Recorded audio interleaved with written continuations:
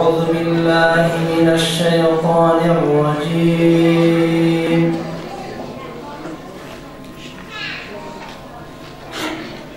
بسم الله الرحمن الرحيم.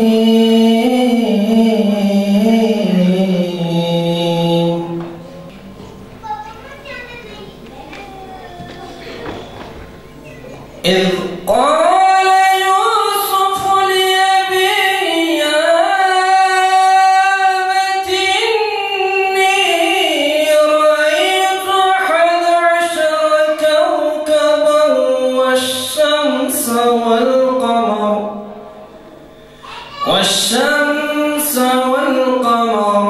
رأيتهم لي ساجدين. Malumunuzdur, bugün gerek bu toprağın insanları olarak, gerek İslam coğrafyasının insanları olarak, gerek diğer toplumlar olarak en fazla adalete ihtiyaç duyuyoruz. Ve tarihten de gördüğümüz üzere bu adalet gençlik ile ancak tesis edilebilir. Gençlik bu işe gönül verdiği takdirde adalet kendiliğinden tesis ediliyor. Unutulmamalıdır ki yarınlar ahlaklı, erdemli, bilgili ve nitelikli gençlerin omuzunda yükselecektir. Gençler geleceğin yarınlarıdırlar. Bugün oluşan sorunların yarında yaşanmaması için bugün harekete geçilmelidir.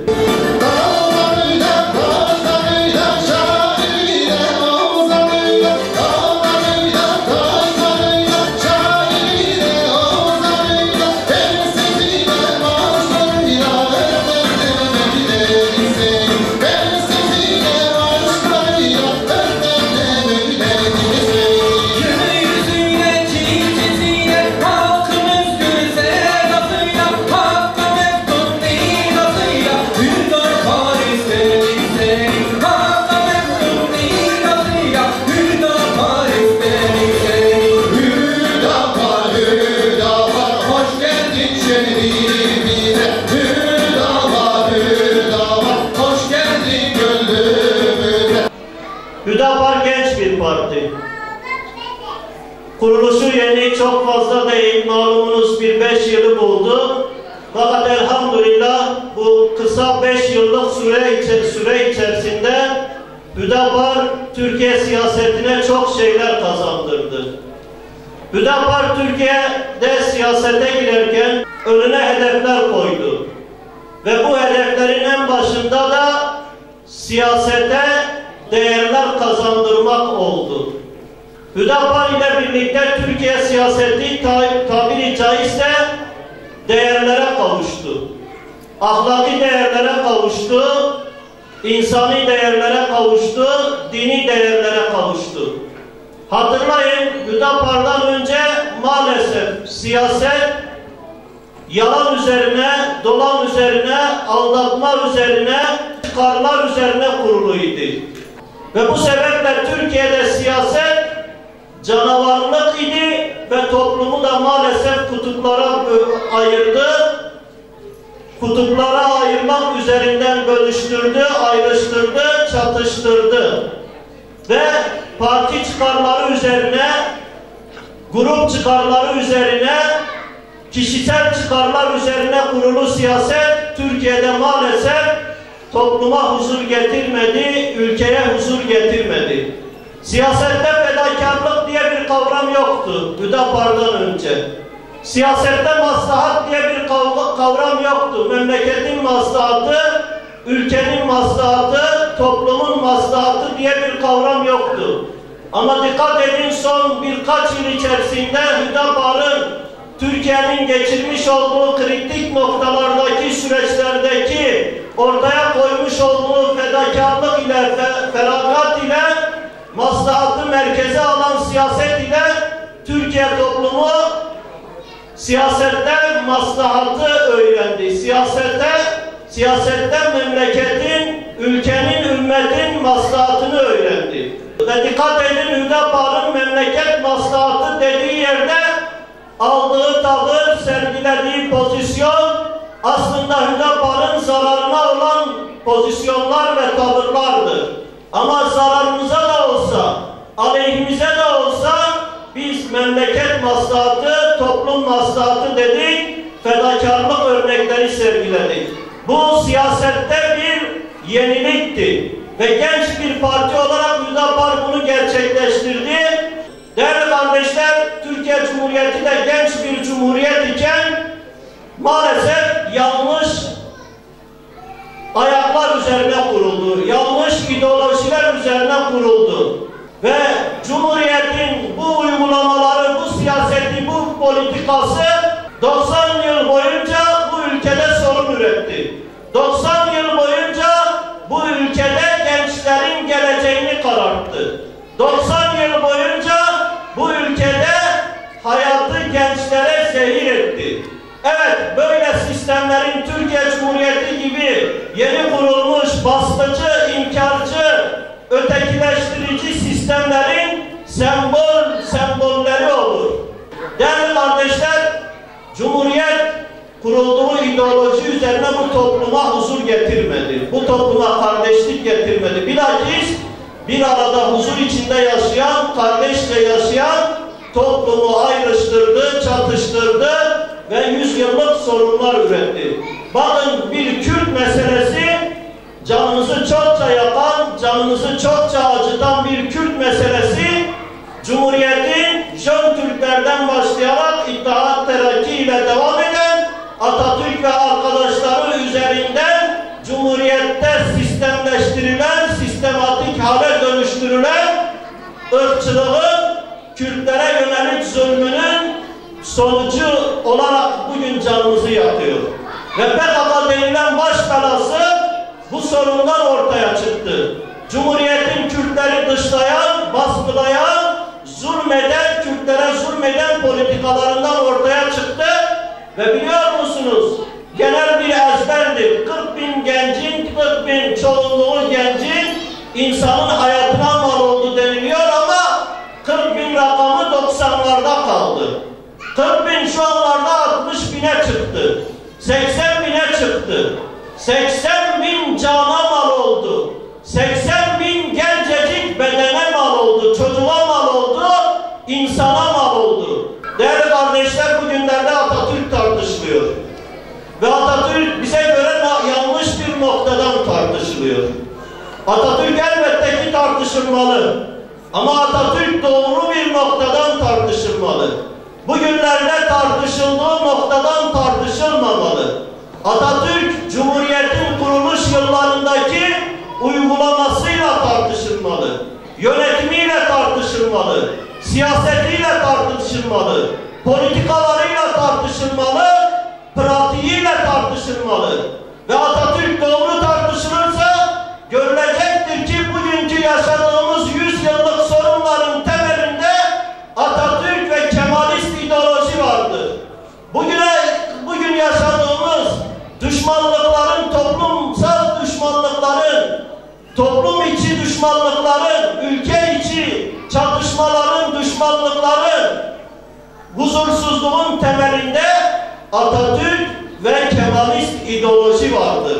Küçük çocuklar için yapılan bir eğitim amaçlı provanın soruşturulması yapıldı.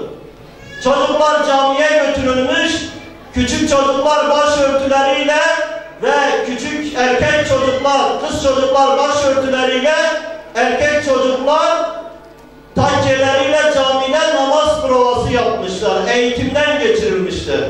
Ve hemen aile Sosyal Politikalar Bakanlığı'na bağlı birim soruşturma başlatmış. Bunun anlamı nedir? Bunun anlamı bu ülkede Kemalist ideoloji halen etkin olmaya devam ediyor. Kemalist ideolojinin kalıntıları yönetimde halen etkin olmaya devam ediyor. Kemalist ideoloji bu ülkede halen kalıntılarıyla etkin olmaya devam ediyor. Gece yarılarında çocukları balelere götürürler. Kimse onlara yönelik, ailelerine yönelik bir eleştiri getirmez. Bunlara yönelik herhangi bir soruşturma geçirmez. başlatmaz veya gerçekleştirmez. Hatta alkış tutarlar. Çağdaş Türkiye derler. Modern Türkiye derler. Ama ne zaman bu ülkenin, bu genel çoğunluğun Müslüman olan toplumun çocukları dini değerleri üzerine yetiştirilmek istendiyse, başlarındaki örtülerle ilahi söylemek için sahneye çıktılarsa, namaz provası için eğitildilerse, bunlar için muhtıralar verildi, soruşturmalar yapıldı. Kemalist ideoloji bu ülkenin anayasasında var. Kemalist ideoloji bu ülkenin anayasasında var. Bu ülkenin kanunlarında var. Bu ülkenin hafızasında var. Bu ülkenin devlet tahammüllerinde var. Bu ülkenin bürokrasisinde var. Bu ülkenin zihin kodlarında var. Ve bu ülke Kemalist ideolojiden kurtulmadığı müddetçe nice genç beyinler, gençlik bu ülkede heba olacak, heder edilecek. Adalet kavramları öğrenmek lazım. Kavramlar üzerinden gidersek, adalet genel tanımlamasıyla zulmetmemek, hakları tesis etmek, haksızlıkları gidermek manasındadır. Bu bizim aslında dar manada bildiğimiz adalettir, dar manada konuştuğumuz adalettir. Bir şeyin olması gereken yerde olması adalettir, bir şeyin olması gereken yerde olmaması zulümdür. Yani ahlakı da ilgilendirir, yani dini de ilgilendirir, yani devleti de ilgilendirir, yani sosyal hayatı da ilgilendirir, toplumu da ilgilendirir, ferdi de ilgilendirir, hatta hayvanları da ilgilendirir, bitkileri de ilgilendirir, taşların cansız varlıkları da ilgilendirir. Allah her şeyi adalet üzerine yarattı, denge üzerine yarattı, mizan üzerine yarattı, her şeye hakkını takdir etti, hakkını tayin etti. Biz Allah'ın tayin ettiği doğrultuda her şeye olması gereken yeri verirsek, konumu verirsek, o zaman gerçek manada adalet sağlanmış olur. Yani ahlak toplumda olması gereken yerdeyse, o zaman adalet sağlanmış olur. Yani dürüstlük toplumda olması gereken yerdeyse, o zaman adalet sağlanmış olur. Adalet hayatın ta kendisidir. Bir yerde adalet yoksa orada hayat yoktur. Bir yerde adalet yoksa orada kardeşlik yoktur. Bir yerde adalet yoksa orada huzur yoktur. Bir yerde düşmanlık varsa, bir yerde kargaşa varsa, çatışma varsa orada zulüm vardır, adalet yoktur. Bugün dünyada yaşadığımız sorunların, bütün sorunların temelinde, hele ülkemizde yaşadığımız sorunların temelinde adaletsizlik vardır. Bu ülke idarede adaleti kaybettiği için bu sorunlar oluştu. Çamayan topraklara mezil yağmuru gibi, kanayan yaralara şifasını merhemini, coşsun tüm gönüller, birleşsin kümeler, aydınlık yarınlarda hoş geldin günahlar var bizim hakkın nişanesi, rehberisi insanlığa, mazlum halkın sesi, günahlar var bizim hakkın nişanesi, rehberisi insanlığa, mazlum halkın sesi. Mazlum müminisi hoş geldin ey günahlar, adaletsin günahlar, hürriyetsin günahlar. Mazlum hakkın müminisi hoş geldin ey günahlar, hakka geller özgürlük şiarındır senin, hakikatin yolundan hürdavandır senin, hakka geller özgürlük şiarındır senin.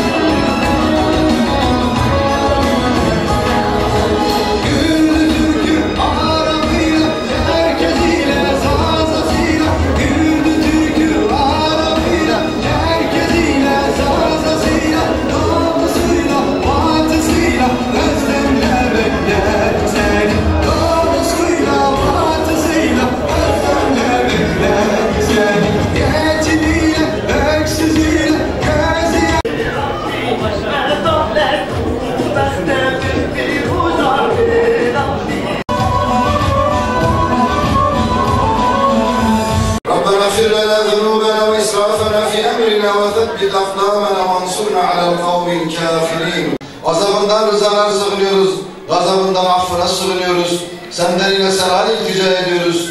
Sana hamd etmekten, övmekten aciziz. Seni sena ettiğin yücesin. Ey kişiyle kalbi arasına giren, ey kalplerin evrilip çevirmesi elinde olan Allah'ım, kalplerimizi dini mübin İslam üzerine, taat ve ibadetin üzerine sabit kıl ya Rabbel alemin.